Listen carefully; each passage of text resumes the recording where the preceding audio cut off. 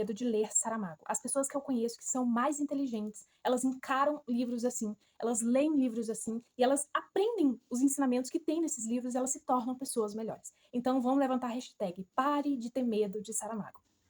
Sejam bem-vindos para a primeira resenha do ano, meu primeiro livro concluído, e para mim, assim, uma grande experiência, porque eu encarei Saramago. Sim, o título desse livro vai ser Parem de ter medo de Saramago. E aí, eu não sei como são os outros livros, mas eu não tive dificuldade nenhuma. Talvez você tenha, mas é aquilo do encarar. Então, imaginem uma história ali, uma vida onde as pessoas estão vivendo normalmente, numa cidade, enfim, e simplesmente as pessoas param de morrer. É um milagre, senhores? Não, não é um milagre. Se torna um problema quando você para pra pensar nele 2 minutos, né? Os problemas, se as pessoas simplesmente parassem de morrer, a nossa vida mudaria completamente, né? A nossa percepção sobre as coisas, como lidar com as coisas, tudo mudaria, né? Então, esse livro faz a gente pensar que muitas das vezes o que a gente quer ali num prazo curto, muitas das coisas que a gente quer, elas não fazem sentido no mundo real. Elas têm consequências maiores do que a gente consegue imaginar. A gente vai descobrindo ali logo de cara, né, os problemas que é a morte simplesmente dar as costas para a sociedade, se torna um problema administrativo. Hospitais param de funcionar, as funerárias param de funcionar, as pessoas muito velhas ou as muito doentes, elas não estão morrendo, e aí, em vez dos parentes ficarem muito felizes, né, eles ficam preocupados e tentam levar esses parentes para outra cidade, e aí o governo, a justiça tem que entrar com uma medida para tentar resolver o problema ali de antemão. Então, se eu poderia falar para vocês, a premissa é essa, quando a morte para de trabalhar, imagina se ela para de trabalhar.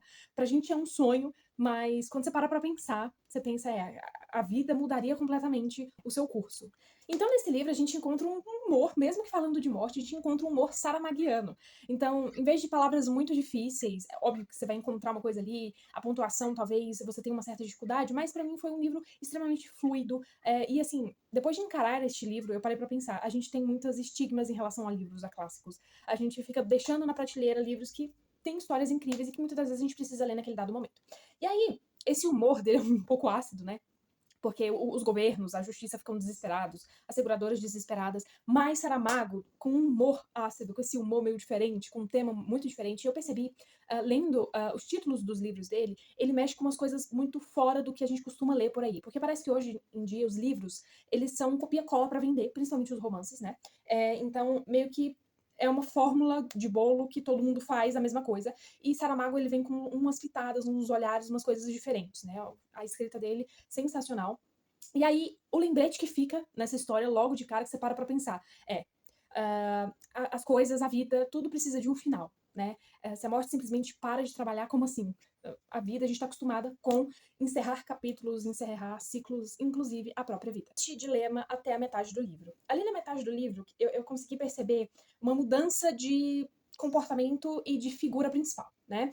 Ali, da metade pra lá, a morte, ela não vira apenas um acontecimento, ela vira um personagem, então você vai se colocando no lugar dela, né? Ela vai voltar com tudo, ou seja, as pessoas vão voltar a morrer, ela dá o aviso, só que agora ela entrega cartas roxas, né? Se você vai morrer com estilo, né? Com uma carta roxa chegando na sua casa e te avisando, olha, você só tem 8 dias pra se organizar, porque eu vou bater na sua porta. E aí, a gente vai vendo a morte como um personagem principal, não um acontecimento, não uma fatalidade, mas como um personagem, como, mesmo ela sendo um nada que você começa a sentir dó, você começa a sentir pena, você começa a pensar, caramba, se eu fosse a morte, né?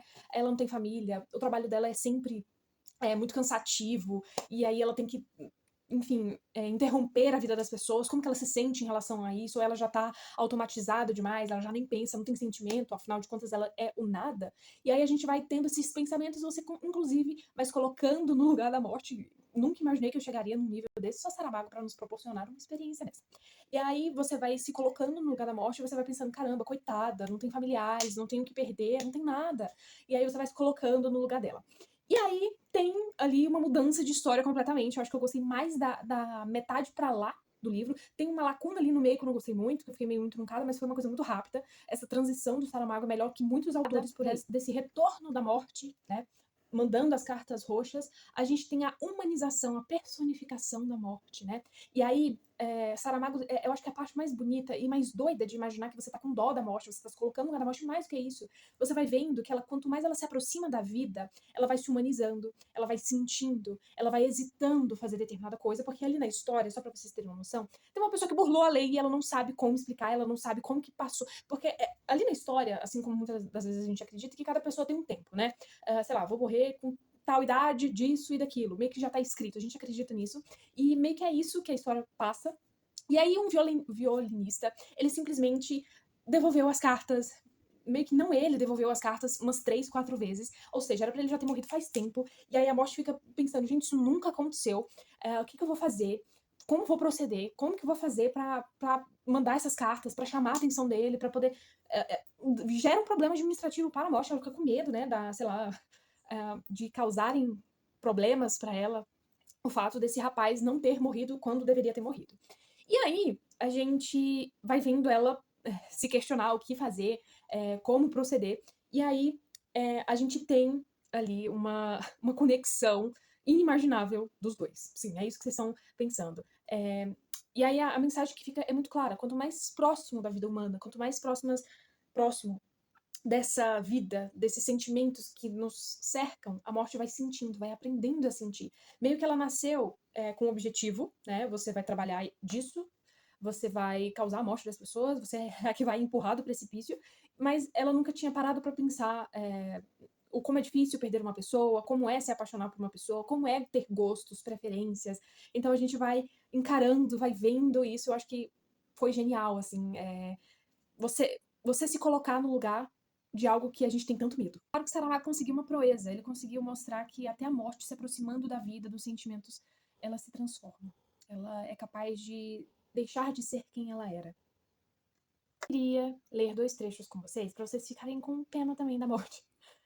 Diz o seguinte: 298 folhas, 298 subscritos, 298 descargas na lista. Não se poderá dizer que um trabalho deste seja de matar, mas a verdade é que a morte chegou ao fim exausta, ou seja, até a morte pode se cansar, né? Se ela não fizer uma pausa. E aí tem um outro trecho que diz o seguinte: é que o outro nome do livro da morte convém que o saibamos, é o livro do nada. O esqueleto arredou o regulamento para o lado e levantou-se. Deu como seu costume quando necessita penetrar no âmago de uma questão. Então aqui, várias vezes, deixa isso claro, ela é um nada, e fica repetindo isso e repetindo, e você vai começando a sentir pena da morte. Ela diz o seguinte: a morte conhece tudo a nosso respeito, e talvez por isso seja triste. Se é certo que nunca sorri, é só porque lhe faltam os lábios. E esta lição anatômica nos diz que, ao contrário do que os vivos julgam, o sorriso não é uma questão de dentes. Há quem diga com humor menos macabro que de mau gosto que ela leva afivelada uma espécie de sorriso permanente. Mas isso não é verdade. O que ela traz à vista é um esgar de sofrimento.